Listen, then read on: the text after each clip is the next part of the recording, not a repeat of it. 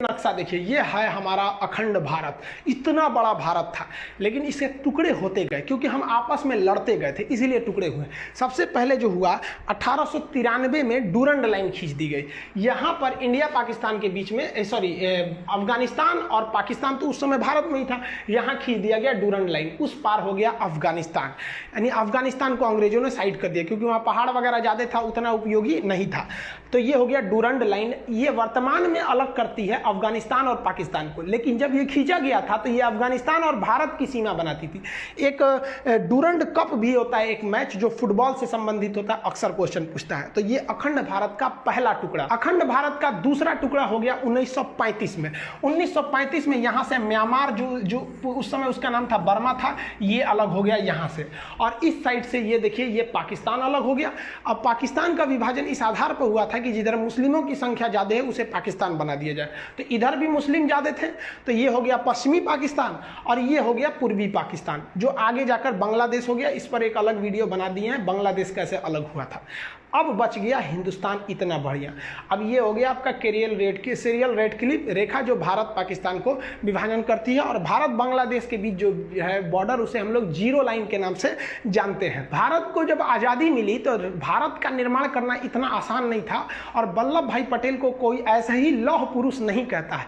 ये भारत का नक्शा देखिए, यहाँ जो आप रेड कलर वाला एरिया देख रहे हैं, केवल वहीं पर अंग्रेज शासन करते थे, जबकि पीले वाले एरिया में भारतीय राजाओं का शासन था, जो अंग्रेजों के चमचे बने हुए घूम रहे थे। तो अंग्रेजों के जो चमचे बने के घूम रहे थे, तो उन्हें हम लोग देसी रियासत कहते थे। तो जब देश आज़ाद हुआ तो भारत में कई देसी रियासत थे। तो अंग्रेजों ने कहा कि देखिए भाई साहब, ये जो मेरा ब्रिटिश वाला एरिया है हम तो आपको दे ही देंगे, लेकिन उन्होंने इस पीले वाले क्षेत्र से कहा कि आप या तो पाकिस्तान में मिल जाइए या तो भारत में मिल जाइए। आपका मन तो आप स्वतंत्र राज्य भी बना सकते हैं, एक देश भी बना सकते हैं। तो पाकिस्तान में कुल 13 देसी रियासतों ने विलय कर लिया। इसकी बात छोड़िए, यहाँ पर भारत की बात करते हैं। भारत में जो प्रिंसली स्टेट थे, जो देसी रियासत थे, उनकी संख्या 552 थी। इन 552 राज्यों को मिलाकर एक फेडरेशन बनाना संभव नहीं था, क्योंकि फेडरेशन बनाते तो फिर टूट जाते हैं। इसलिए सरदार पटेल की जिम्मेदारी दी गई कि इसको मिलाकर यूनियन बनाइए। इस काम में 3 लोगों की महत्वपूर्ण भूमिका है। सरदार पटेल, वीपी मेनन उस समय के आईएएस अधिकारी सचिव हुआ करते थे, और माउंटबेटन का भी योगदान है। ये तीनों क्वेश्चन पूछता है। एक बार एग्जाम में पूछा था कि राज्यों के एकीकरण में किसका योगदान था, सरदार पटेल और वीपी मेनन का नाम ही नहीं था, तो उस समय आप लगाएंगे माउंटबेटन को। इन तीनों लोगों की ने मिलकर 552 राज्यों को आपस में मिला दिया। लेकिन 3 राज्य ससुरे बड़ी मनबड़ था सब। अब वो 3 राज्य कौन कौन से, तो भाई एक हैदराबाद। यहाँ देखिए, ये जो देख रहे हैं ना, ये पहले एक स्टेट हुआ करता था हैदराबाद, आज भले एक शहर है, एक स्टेट हुआ करता था। हैदराबाद के राजा का अलग ही डिमांड था, उनको अलग राज्य चाहिए था। अरे भाई साहब, भाई ये अलग देश कहाँ बनाएंगे बिचुआ में से, यहाँ से अलग देश के लिए। लेकिन यहाँ पर अराजकता फैल गई, मारपीट बहुत होने लगा।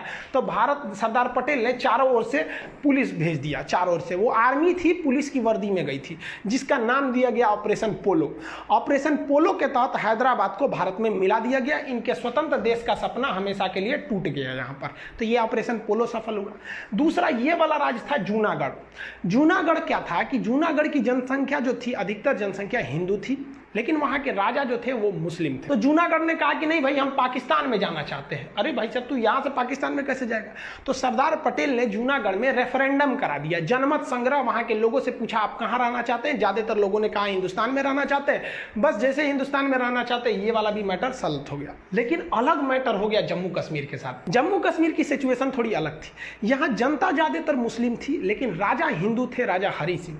और राजा हरि सिंह ने अलग टाइप का डिसीजन ले लिया। उन्होंने कहा कि ना हम भारत में मिलेंगे और ना ही हम पाकिस्तान में मिलेंगे, हम एक अलग देश बनाएंगे। तो अंग्रेजों ने तो खुली छूट दी थी कि भाई जिन्हें अपना देश बनाना है बना लें। तो भारत ने कुछ नहीं किया, और लेकिन पाकिस्तान ने ना वहाँ से दगाबाजी किया। पाकिस्तान आतंकवादियों को घुसा दिया इस एरिया में, धड़ाधड़ यहाँ आतंकवादियों का पूरा घुस गए सब। इतना एरिया में आतंकवादी पूरा घुस गए थे सब। अब राजा हरि सिंह को लग गया कि अगर हम अपना देश बनाने के लिए चलेंगे ना तो मेरा परिवार भी नहीं बचेगा। तो भागे भागे आए नेहरू जी के पास, है नेहरू जी बचा लीजिए, हमको पाकिस्तान मार रहा है। तो नेहरू जी कहा हाँ एकदम बचा लेंगे हम। सरदार पटेल जी देखिए तो बचाइए इनको। तो सरदार पटेल कहे छोड़ दीजिए ओकरा, बड़का होशियार बनते थे, अलगे देश बनाएंगे, जो देश बनाओ, हमरा कौन चीज घटल है कि हम तोरा बचाने आएंगे, काहे लिए बचाएंगे। तो हरि सिंह ने कहा कि महाराज पटेल जी बचा लीजिए। तो सरदार पटेल ने कहा कि 21 शर्त पे बचीबो, पहले तुम साइन करो किस पर, एनेक्सेशन पर। तो उसने साइन किया इंस्ट्रूमेंटल ऑफ एक्सेशन, मतलब विलय पत्र पर साइन किया 26 अक्टूबर 1947 को कि हम अब भारत में मिल रहे हैं। तो सरदार पटेल ने कहा इन होशियारी हुआ, अब हम सेना भेजते हैं। तब यहां से भारत में सेना भेजा गया और भारत की सेना उनको खदेड़ दिया यहां पर। और भारतीय सेना उस समय बहुत ही बहादुरी से लड़ी थी, और वो क्योंकि अंग्रेज हमें अंधेरी गली के मुहाने पे छोड़ के चले गए थे और स्टार्टिंग में युद्ध झेलना पड़ गया था। और इस वक्त में नौशेरा में पाकिस्तानी फौज बहुत बहादुरी से लड़ रही थी, वो सब बहुत खतरनाक लड़ रहे थे। तो भारत के ब्रिगेडियर थे उस समय ब्रिगेडियर उस्मानी ने कहा कि जब तक हम पाकिस्तानियों को खदेड़ नहीं देते तब तक हम जमीन पे सोएंगे, इसलिए उन्हें नौशेरा का शेर कहा जाता था। और इनके बदौलत बहुत पूरे भारतीय सैनिक की बहादुरी के बदौलत यहाँ लड़े। और यही वाला एरिया जब तक भारतीय सेना पहुंचे पाकिस्तान कब्जा कर चुका था, जिसे आज भी हम पीओके के नाम से जानते हैं। और यही सीज फायर बन गया और कश्मीर भी भारत का एक अंग बन गया। सरदार पटेल, वीपी मेनन और लॉर्ड माउंटबेटन ने मिलकर 552 देसी रियासतों को तो मिला दिया, लेकिन चौपट कर दिया कब, जब भारत का संविधान लागू हुआ 1950 में भारतीय राज्यों को 4 कैटेगरी में बांट दिया गया। इस टाइप में बांटा गया, ABCD टाइप में बांट दिया गया। ए में किसे रखा गया, वह एरिया जहां पर अंग्रेजों का शासन था। बी में रखा गया वह एरिया जहां देसी रियासतों का शासन था। सी में रखा गया वह एरिया जहां वह बड़े शहर जहां अंग्रेज न केवल उस शहर पर कब्जा कर रहे थे, जैसे अजमेर के अगल बगल में नहीं किए थे, मेन सिटी अजमेर, भोपाल, इस सब टाइप में, तो उसे कमिश्नरी स्टेट कहा गया, उसे सी टाइप में रखा गया था। और डी में तो यूनियन टेरिटरी, जिसमें केवल आपका अंडमान निकोबार था। तो इस तरह से भारत थे साहब। अजी बताइए, इस तरह से भारत का नक्शा था। देखिए ना, ये अजमेर अलग है, भोपाल अलग है, इस टाइप का। मैसूर में अलग था, कमिश्नर का शासन चल रहा था, अलग अलग टाइप का था भाई, प्रिंसरी स्टेट वगैरह थे। तो अब क्या किया जाए प्रिंसरी स्टेट में, अब इसका शासन करने में बड़ा दिक्कत होता था। तो इसको बेहतरीन ढंग से बनाने के लिए कई कमिटीज का गठन किया गया, जिसमें सबसे पहली कमेटी थी इलाहाबाद हाईकोर्ट के जज एस के धर कमीशन, जिसे एस के धर आयोग कहते हैं, 1948 में बैठी थी। इनसे कहा गया क्यों ना हम भाषा के आधार पर राज्य बना दे, कि जहां पंजाबी भाषा बोली जा रही है पंजाब, जहां कन्नड़ बोली जा रही है कर्नाटक, इस तरह से जहां गुजराती है तो उसे गुजरात। तो एस के धर ने कहा कि यह सरासर गलत होगा। तो उसके बाद एक और कमेटी उसी साल गठित की गई, JVP, जवाहरलाल नेहरू, वल्लभ भाई पटेल और पट्टाभी सीतारामैया। ये तीनों लोग की समिति ने भी कहा कि भाई भाषाई आधार पर राज्यों का गठन नहीं होना चाहिए, उन्होंने भी इसका विरोध किया। लेकिन इसी कड़ी में एक बहुत बड़ा मोड़ आ गया। मोड़ आया 1952 में। 1952 में ये वाला एरिया मद्रास था। देखिए कितना बड़ा था ये एरिया मद्रास। तो मद्रास से काट कर यहाँ आंध्र प्रदेश बनाने की बात चल रही थी कि ये एरिया आंध्र प्रदेश बना दीजिए, हम मद्रास में नहीं रहेंगे। तो सरकार इनकी बातों को नहीं मान रही थी, क्योंकि सरकार कोई भी काम करती है कमेटियों की सिफारिश पर। 2 कमेटी कही थी कि भाई हम भाषा के आधार पर नहीं करेंगे। लेकिन पेट्टू श्री रामुलु नाम का एक व्यक्ति था, जिसने कहा कि हम मद्रास में नहीं रहेंगे, क्योंकि मद्रास के निचले भाषा में तमिल भाषा बोली जा रही है और हम तेलुगु बोलने वाले हैं, हमें आंध्र प्रदेश चाहिए। नेहरू ने कहा नहीं देंगे। तो ये भूख हड़ताल पर बैठ गया। अरे जवान 56 दिन तक भूख हड़ताल पे बैठ गया। 56 दिन पर भूख हड़ताल पे बैठने के बाद दिसंबर 1952 में इनकी मृत्यु हो गई। जब इनकी मृत्यु हुई तब भयानक बगावत शुरू हो गया दक्षिण भारत में। और लोगों ने कहा कि ससुरा इन नेहरू जो है ये तो दलहौजी से भी खतरनाक है, भूखले छोड़ दिया, यहाँ पर मर गए ये लोग। अब नेहरू का कह रहे, फंस गए नेहरू। तो नेहरू जी को आनंद फानंद में जनता की बात मानने के लिए मजबूर होकर 1 अक्टूबर 1953 यानी अगले साल, नेहरू जी ने बहुत सोचा था कि इसको लेपापोती करके दबा दे, लेकिन दब नहीं पाया और आंदोलन बढ़ने लगा और लोग भूख हड़ताल पे बैठे। नेहरू कहा कि भाई साहब सब मरिए जाएगा तो हमारी कुर्सी चल जाएगी। तो 1 अक्टूबर 1953 को मजबूर होकर सरकार ने भाषा के आधार पर मद्रास को तोड़ दिया और कहा कि जो नीचे बोले जाएंगे तमिल वाले उनका हो जाएगा तमिलनाडु, जो मद्रास के ऊपर में तेलुगु बोलते हैं उनके लिए हो जाएगा आंध्र प्रदेश। उस समय आंध्र प्रदेश की राजधानी कुल्लूर बनाई गई थी। तो क्वेश्चन 2 पूछता है यहाँ पर, भाषाई आधार पर गठित होने वाला पहला आयोग कौन था? तो एस के धर आयोग 1948। हालांकि ये दोनों आयोग ने 1949 में रिपोर्ट दिया था। और भाषाई आधार पर गठित होने वाला पहला राज्य कौन सा था? तो पहला राज्य हो जाएगा आंध्र प्रदेश।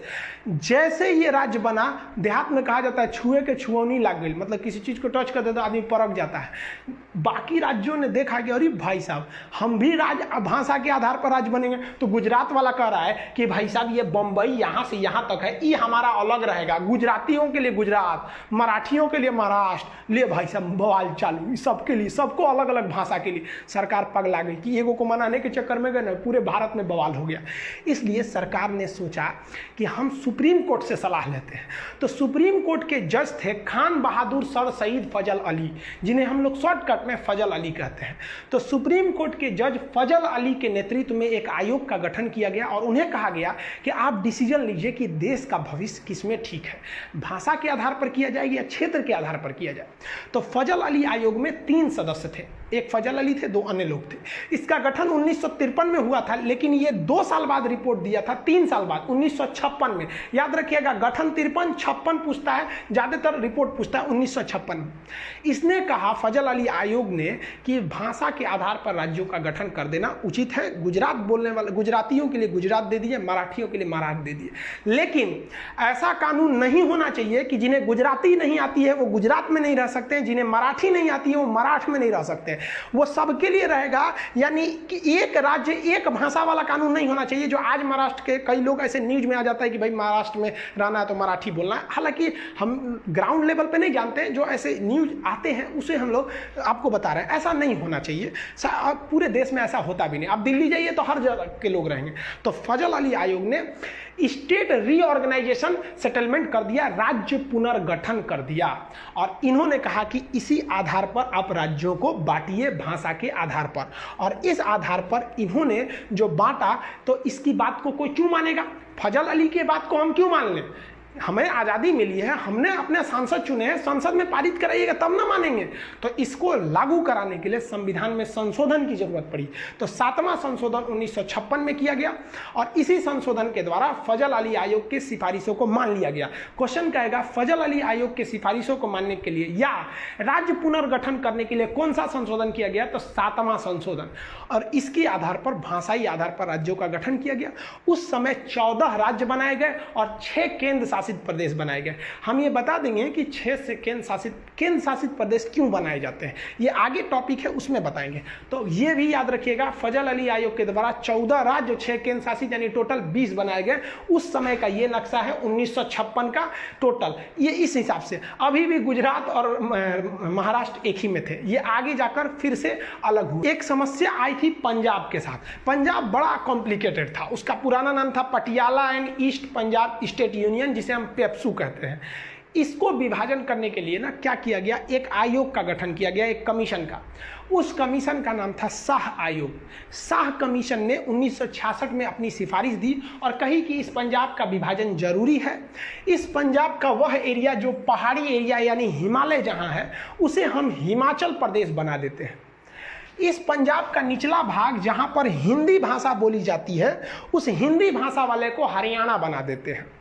और इस पंजाब का पश्चिमी भाग जहां पर मुख्य रूप से पंजाबी भाषा बोली जाती है, उसे हम पंजाब बना देते हैं। और पंजाब और हरियाणा के बीच एक कॉमन एरिया बना देते हैं, जो दोनों की राजधानी रहेगी, जिस पर किसी का अधिकार नहीं रहेगा, उस पर राष्ट्रपति का अधिकार रहेगा, केंद्र शासित प्रदेश रहेगा, यूनियन टेरिटरी यानी यूटी बना दिया जाएगा, उसे चंडीगढ़ कह देंगे।